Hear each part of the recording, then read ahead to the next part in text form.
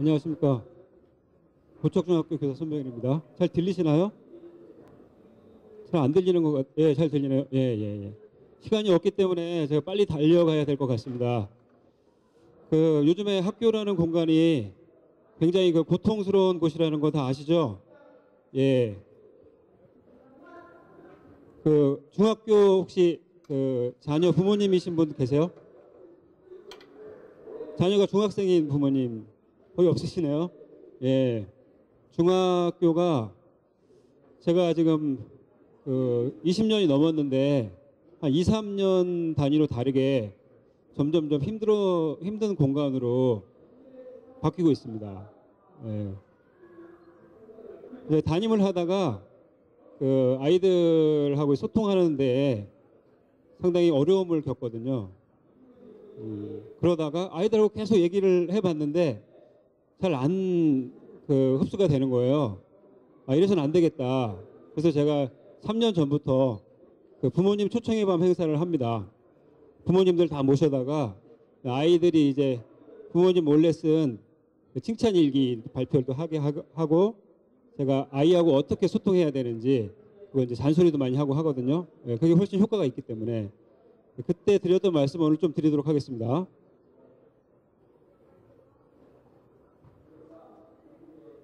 자, 이 말은 제가 지난 여름에 들은 말이에요.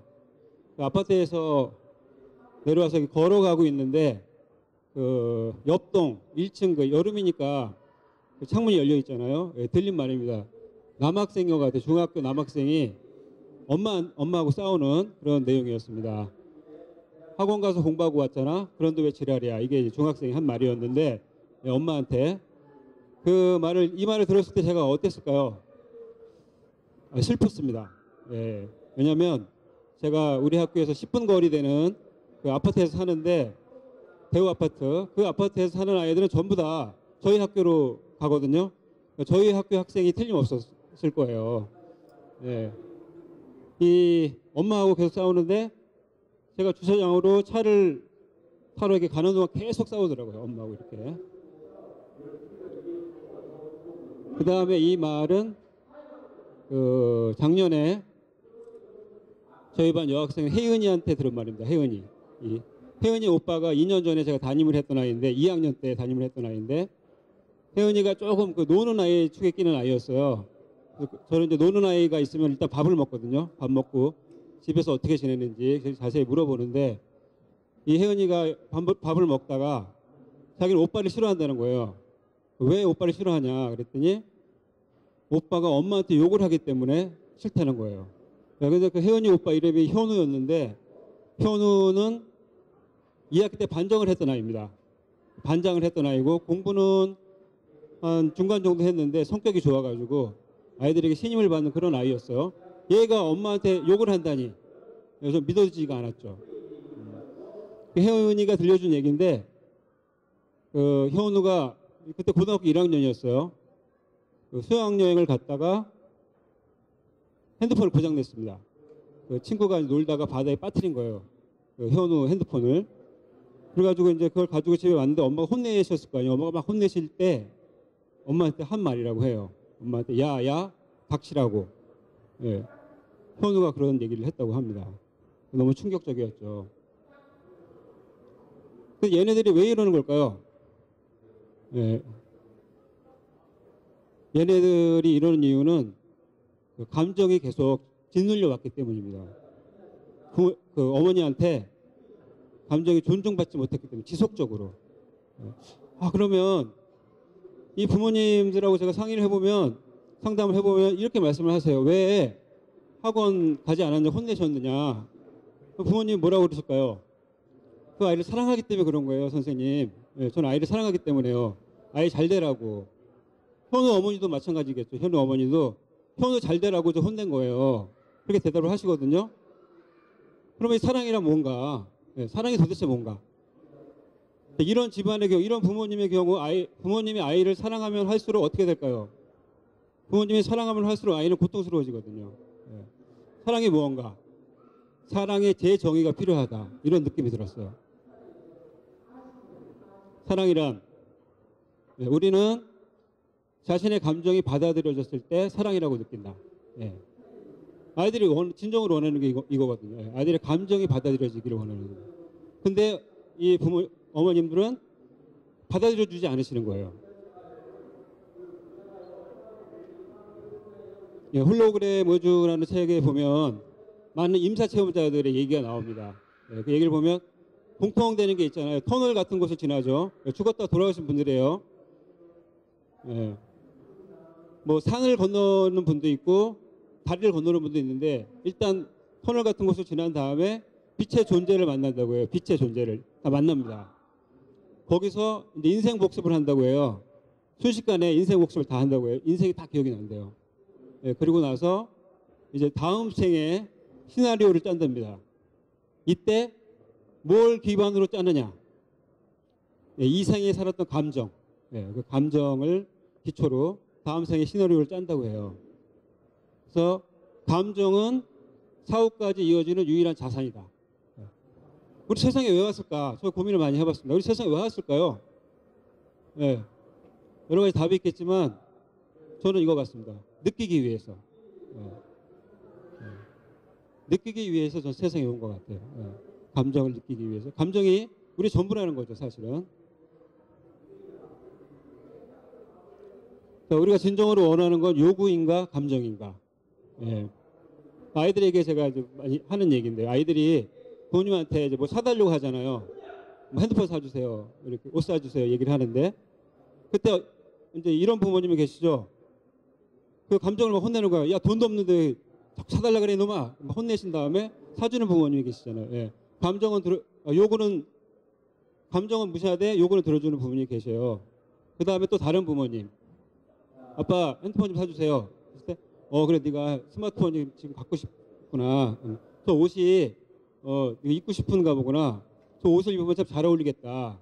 내가 감정을 받아들여주는 거죠. 근데 지금은 조금 형편이 안 되는 것 같아. 나중에 사줄게. 이런 부모님이 계시잖아요. 예. 아이들은 무엇을 원할까요? 예. 요구보다 감정이 받아들여지는 것을 원합니다. 아이들은. 자, 영화 마라톤이라는 영화인데요. 여기서 감정이 짓밟힌 아이의 심정이 잘 나와요. 초원이가 아니라, 주인공 초원이가 아니라 중원이 동생. 예, 그 모습을 잠깐 보도록 하겠습니다.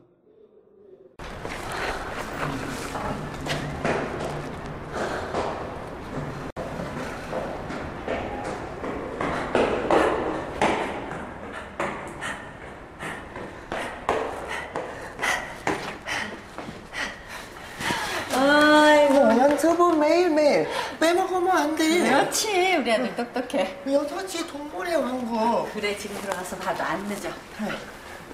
동물의 왕국. 자.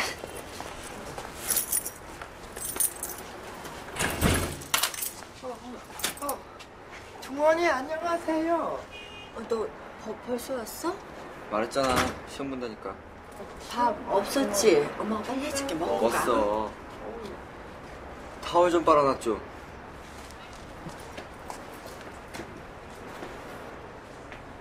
아빠한테 전화 왔었어. 다음 주에도 못 올라온대. 내가 흥분하게 안 생겼어요? 에? 장난치나 지금 내하고? 에? 아니 진정이 나마나 이거 어떻게 이걸 진정해요? 아이씨. 아니, 아주머니셨어요? 아니 나는 이거 돈도 필요 없으니까 요 나이도 어린 놈 새끼들 요 콩만 먹여야 돼.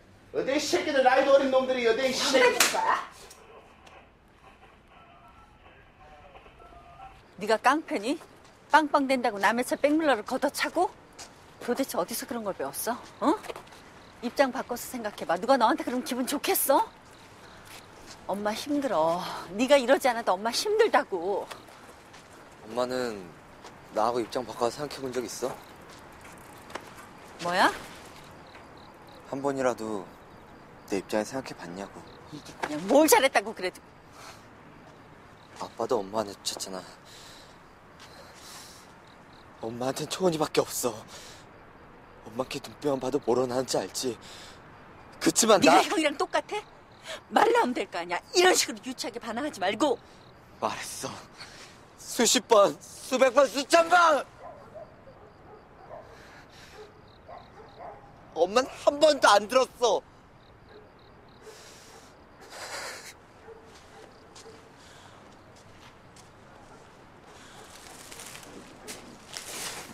얘하고도 입장을 바꾸니까 한번 생각을 해봐. 나야 반항이라도 하지. 엄마가 진절이 난다고. 부모님 안녕하세요. 예, 중원이의 모습이 잘 보여주고 있는데요. 저는 크게 두 가지 사고 체계가 있다고 생각해요. 우리 인간에게는 소유의 사고 체계가 있고 존재의 사고 체계가 있다 생각하는데, 요 L.A. 프롬의 소유냐 존재냐 책 읽어보신 분 있으신가요? 소유냐 삶이냐라고도 하죠. 소유할 것인가 존재할 것인가는 이 철학과 종교의 핵심 질문이기도 합니다. 소유의 사고 체계가 이제 우리 지배하고 있죠. 광고라든가 드라마라든가 요즘에 재벌이 안 나오면 드라마가 성립이 안 되잖아요. 이게 세상 사고 방식이 인간을 이렇게 지배하고 있는 것 같아요. 이렇게 우리는 이 해류에 휩쓸려 다니는 물고기처럼 이 세상 사고 방식에 세뇌당해서 살고 있습니다. 이 소유의 사고 체계. 뭐 저 역시도 마찬가지고요. 이 자본주의 사회의 지상 명령은 이거죠. 더 많이 소비하는 존재가 되라. 더 많이 소비하는 존재가 되기 위해서는 더 많이 소유하는 사람이 돼야 되잖아요. 돈 많이 버는 직업을 얻어야 되는 사람이 돼야 되잖아요. 이게 사실 이것을 원하는 것이 부모님의 마음이 이 아이 자녀와의 갈등의 핵심입니다. 제가 별의별 사례가 많이 있지만 핵심은 여기서 이렇게 발견이 돼요. 더 좋고 비싼 물건은 소유하는 사람이 되라고 계속 세뇌를 하고 있잖아요. 특히 광고가 1등과 최고만이 인정받는다. 김연아. 또는 이 상속자들에 나오는 큰 형이죠, 형. 형입니다.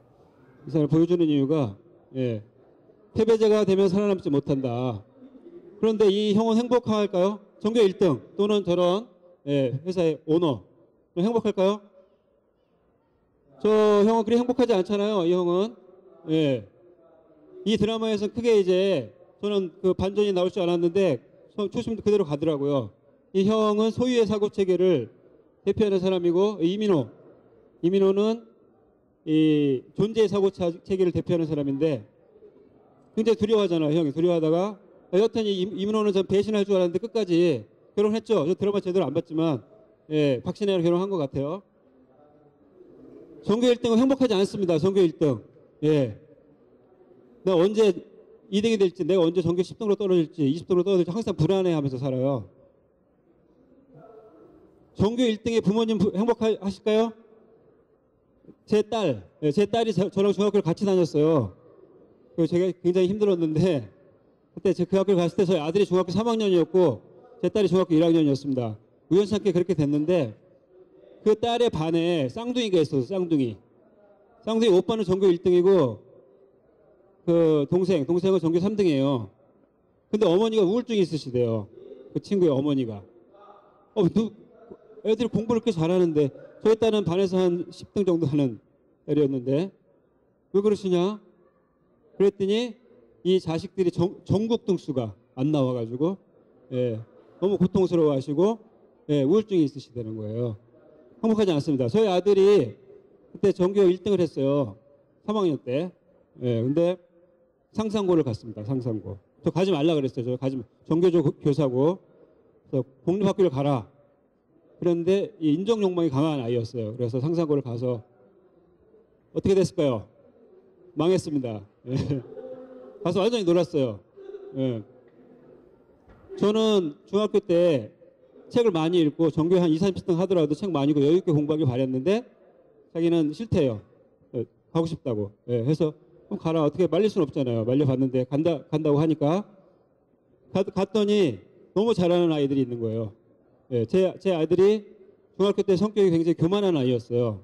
근데 2학년 때 담임선생님이 롤링페이퍼를 이제 쓰게 하셨는데 하필이면 왜 쓰게 하셨는지 정말 굉장히 친한 선생님이었는데 생일날 그 절반이 페이퍼 쓰는 아이들 절반이 너 나대지 마라. 잘난 체 하지 마라. 쓴 거예요. 어느 정도인지 아시겠죠? 예. 중학교 3학년 때 좀 나아졌어요. 제가 갔을 때는 좀 낮아가지고 담임선생님도 좋아하시고 하셨는데, 그래서 이제 그때까지만 해도 스카이 갈 줄 알았죠. 쉽게 갈 줄 알았죠. 예. 근데 상상고를 갔더니 특히 영어에서 얘가 좌절을 했어요. 외국에 살다 온 애들 너무 잘하는 거예요. 예. 영어.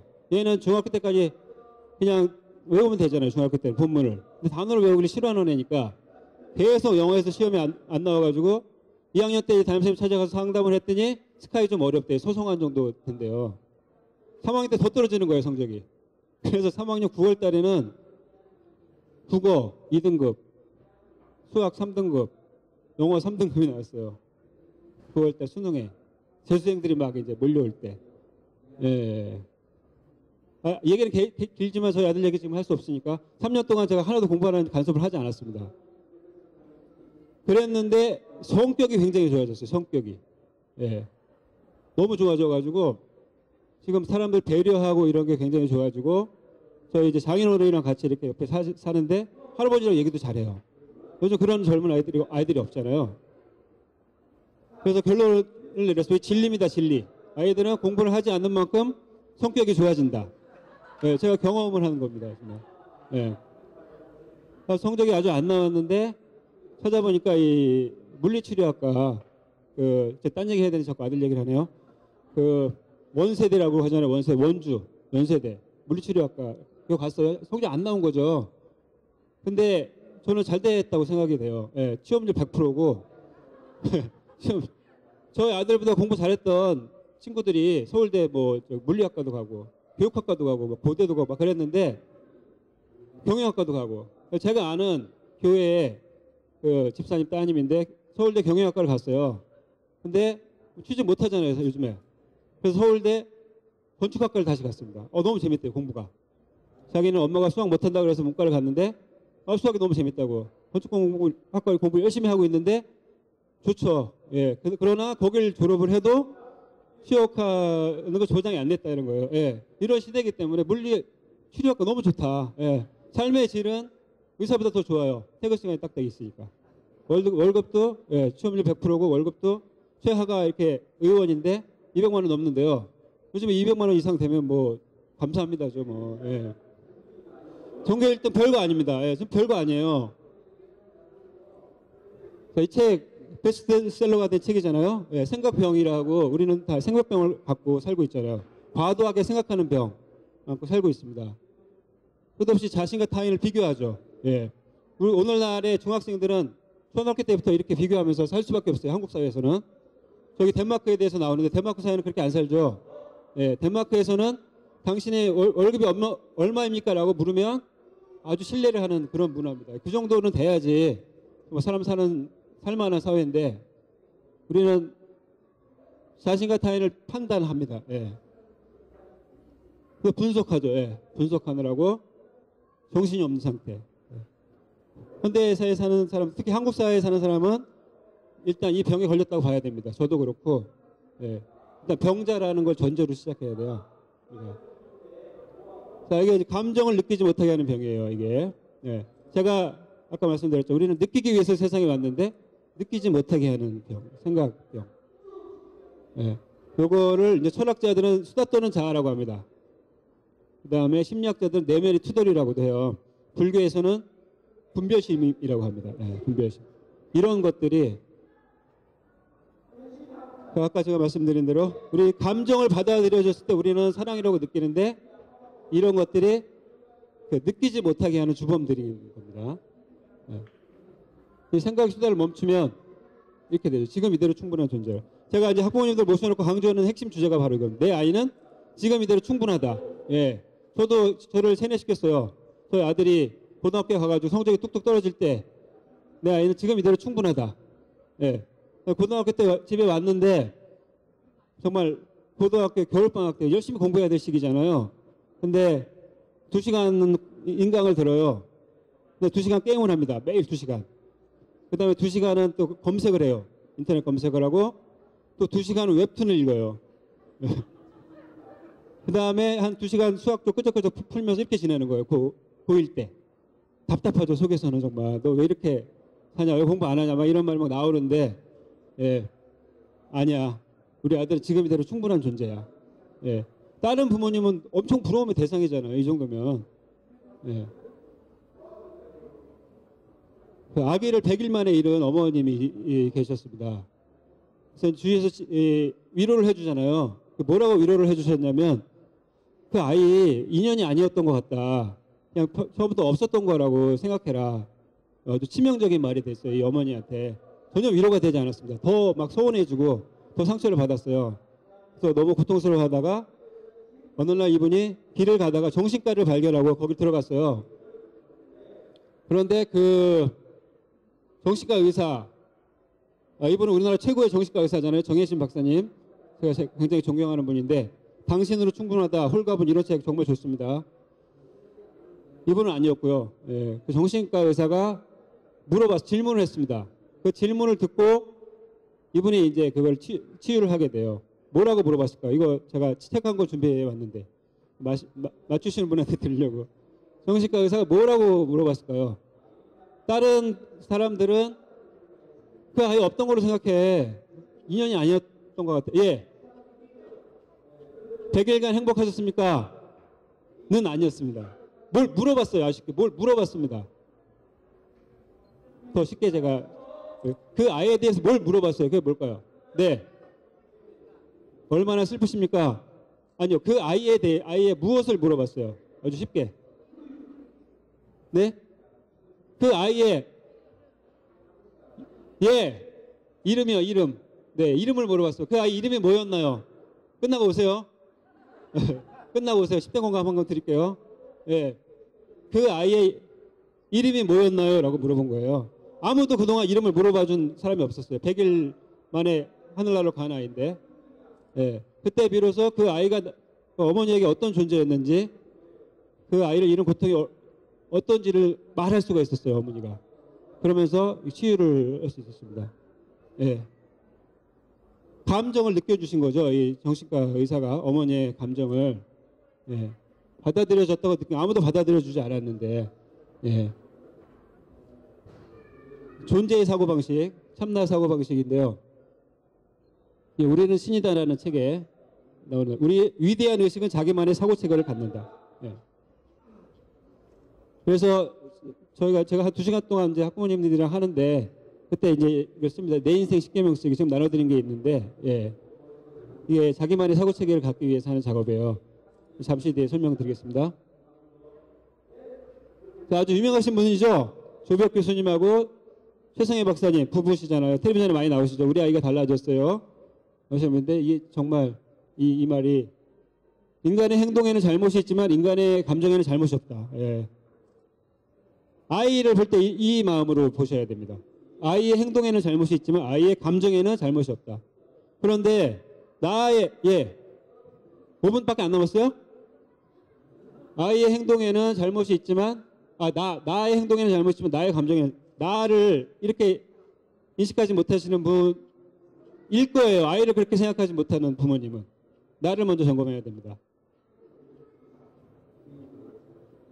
네, 지금 이대로 충분한 존재가 되기 위해서는 지금 우리는 뻔뻔함이 필요해요. 뻔뻔해져야 됩니다. 네.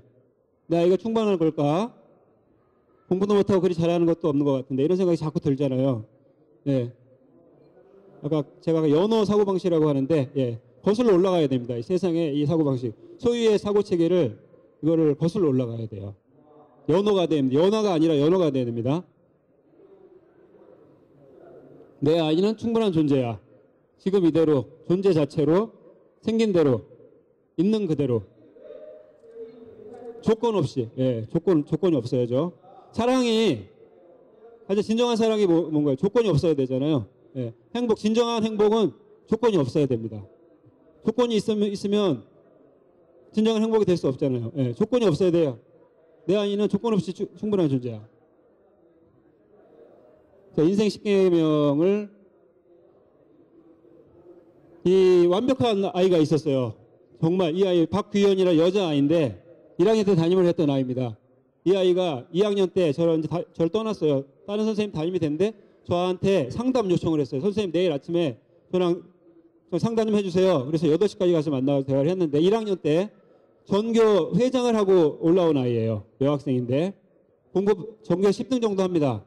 운동도 잘해요. 50m를 남학생 다 합쳐서 5등 안에 들고요. 마라톤 대회 나가서 1등하고 모든 걸 갖췄어요. 성격도 좋아가지고 그 장애인 도우미로 1년 동안 활동하고 이런 아이입니다.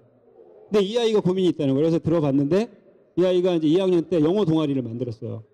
전교에서 공부 제일 잘하는 아이들만 모아가지고 자기가 한 거예요. 근데 얘네들하고 같이 있으면서 힘들어진 거예요. 얘네들이 스펙을 준비하는 걸 계속 듣는 거예요.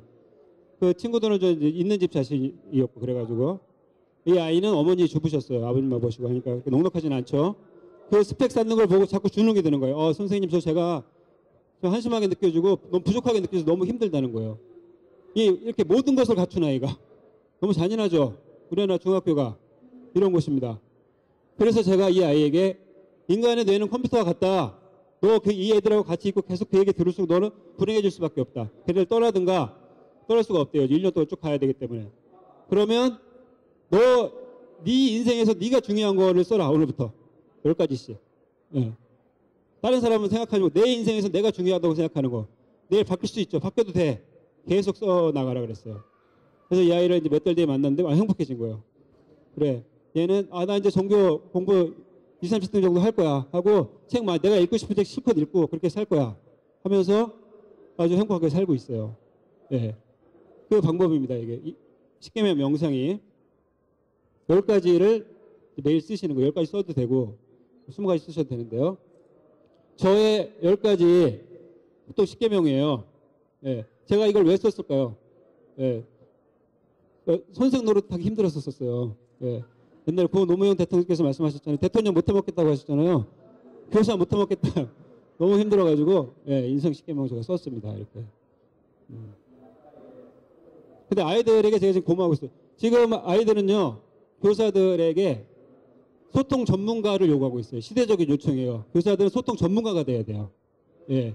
그 덕분에 제가 자녀들, 내 아이들 소통하는 너무 많은 도움을 받았잖아요. 그래서 저 정말 고마워하고 있습니다. 우리 학생들에게. 오늘 1계명만 할 겁니다. 1계명. 이게 핵심입니다. 타인과 자신이 무엇을 느끼고 무엇을 필요로 하는지 알아차려. 이 문장 하나를 얻어가시면 돼요. 오늘 부모님들께서. 예. 감정 코칭도 있고 비폭력 대화도 있고 많은데요. 첫 번째 유 메시지로 상대방의 감정과 욕구를 표현해준다. 예. 그 다음에 I 메시지로 자신의 감정과 욕구를 표현하는 이게 핵심입니다. 근데 이 순서가 바뀌면 곤란해질 수가 있어요.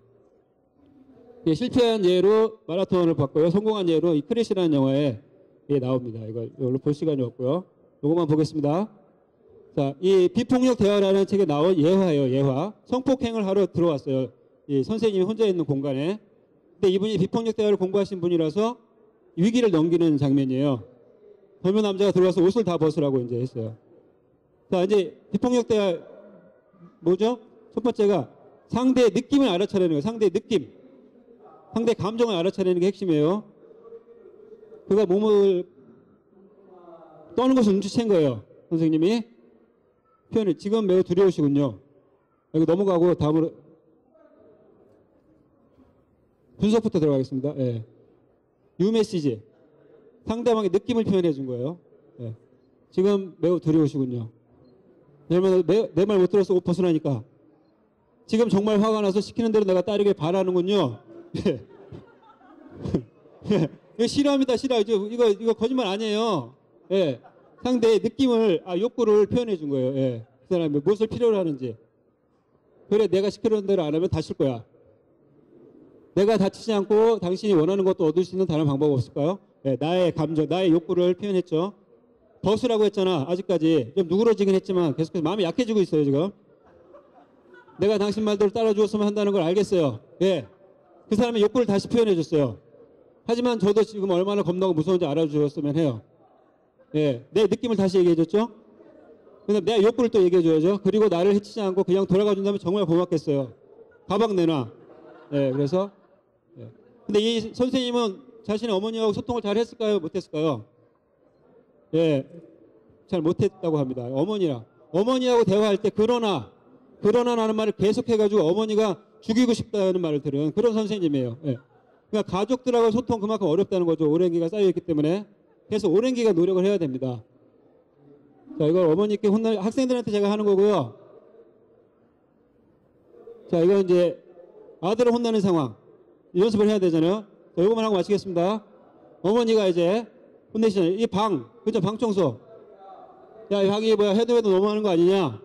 아들이 반항하죠. 아, 이 방이 뭐가 어때서요? 자, 뭘 해야 돼요, 여기서? 상대의 느낌을 표현해 줘야 되잖아요. 근데 그게 안 나오기 때문에 먼저 어머니의 느낌을 얘기하십니다. 엄마는 내 방에 들어오면 머리가 어지러운데 넌 내 방에 있을 때 느낌이 어떠니? 예. 그 아이의 느낌을 표현해 내기 위해서 먼저 내 느낌을, 요때만 내 느낌을 먼저 얘기해야 돼요.